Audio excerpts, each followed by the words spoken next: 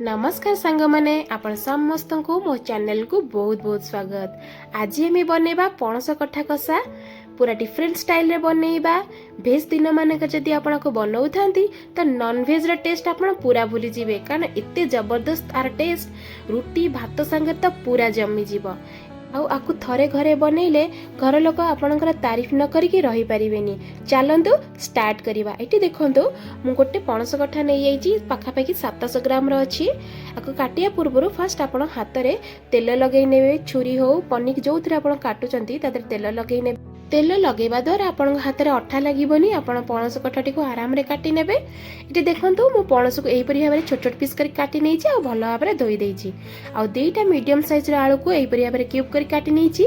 आज आम ये पणस कठा कषाटी को सिझेकी करबानी, डायरेक्ट तेल रे भाजीबा।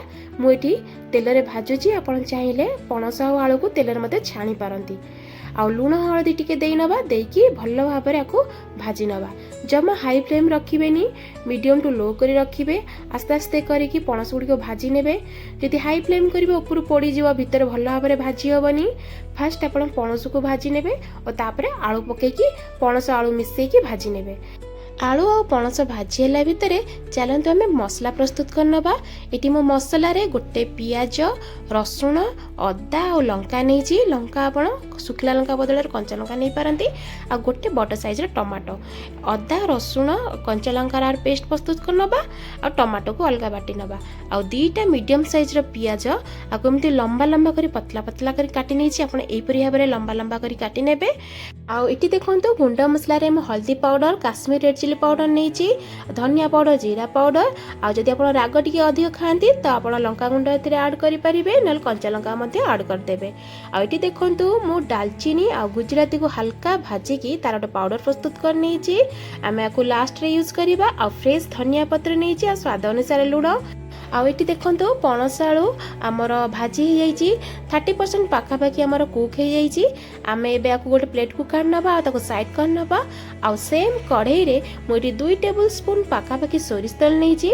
आपन सोरिष तेल बदल में रिफाइंड ऑयल नहीं पारती। तेल टिके गरम हो गला परे से गोटा गरम मसला आ हाफ टी स्पून चीनी नहीं जिवे। मुझे गोटा गरम मसला रे तेजपत्र, दालचीनी, गुजराती, लवंग आ टिके जीरा नहीं। सब गरम मसला रू टिके बास्ना आसला पर्यंत आम भाजी नवा। आउ तादरे काटी रखिदिबा जो पियाज को आमे पकेकी टिके भाजीबा। पियाज रो कलर बेसी चेंज होला पर्यंत भाजीबानी, हल्का हल्का चेंज हिथिबो सेही समय रे आमे भाजी रखिदिबा। पणस और आलू को पकेकी एई पियाज सहित मिसेकी भाजी नबा। आपण मैंने तो पणस कठारे बहुत सारा रेसिपी बनईथिबे।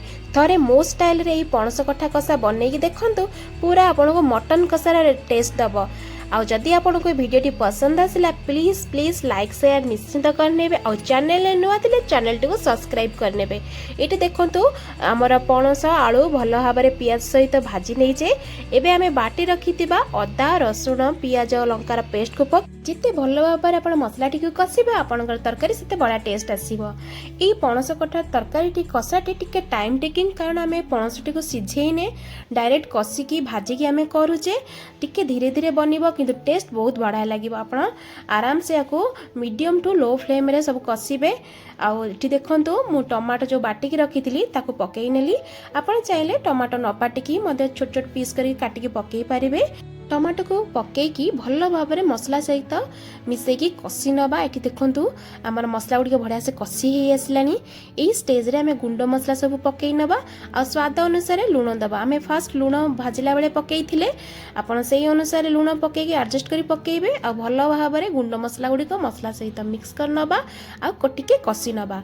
एबे मु एथिरे टिके पानी ऐड करिवि, तळाडू नले मसला गुड़िक पोड़ी जीव। आपको जो दरकार अच्छे पानी ऐड करेंगे, नहल नहीं आपण कषि चलिए। मुझे टिके मत लगे टे ड्राए हो जाऊँगी तो पकईकी मुझे भल भाव में गोल कषि नेली। आ कवर करके आपन को कुक करुथिबे, कारण टे सिझापी टे टाइम लगे। पणसटा टे टाइम लगे सिझापी, जेहेतु आम को प्रेसर कुकर करूने कढ़ई रे करूचे आ सिझेने। तो आप घोड़े घोड़े यहपरी भाव में कषि ने। आठी मु देखु मीट मसला यूज कर निश्चित यूज करेंगे। पूरा मटन टेस्ट आपको दब। जदि मीट मसला नहीं तो चिकेन मसला पकई पारती। पकईकी भल भाव में मसला गुड़िक गोलई नवा। आउ ताको कवर करके कुक होगापी छाड़ नवा। आउ लो फ्लेम रे रखिबे, हाई फ्लेम जमा करेंगे। आ जदि मीडियम फ्लेम रे करुथिबे मझे मझे चेक करुथिबे। आमर ये पणस आलू बढ़िया से कषि हो जाइए। एबे हमें एथिरे गरम पानी टिके ऐड करनबा, अल्प पानी देबा जेहेतु हमें कषा बनाऊे तो अल्प पानी देकी भल भाव में आलू पणस को गोलई नबा, गोलैकी कभर करनबा कुक होगा पे। एटी देखंतु 10 रु 15 मिनिट पाखापाखि हो जाइतिला। मु मीडियम टू लो फ्लेम रे रखीतिली आ कुक होगा पे छाड़ नेतिली। हमर पणस आलू बढ़िया से कुक हो जाइए, बढ़िया से सिझी भी जाइए, बढ़िया बास्ना आसुची, देखा जाउची जेमिति टेस्ट आउरी बहुत बढ़िया लागिवो। गुजराती आ डालचीन जो पाउडर प्रस्तुत कले ताको पकई नबा, आउ एथिरे कटा धनिया पत्र पकईकी भल भाव में एपट सेपट कर गोलई नबा।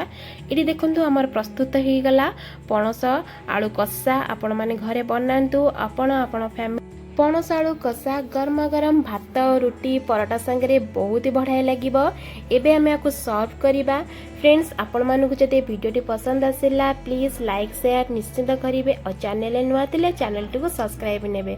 आपण माने ई पणस आलू कषा को घरे बना पुणी थे आपण मानक पई आउ गोटे नुआ वीडियो नेकी आसीबी।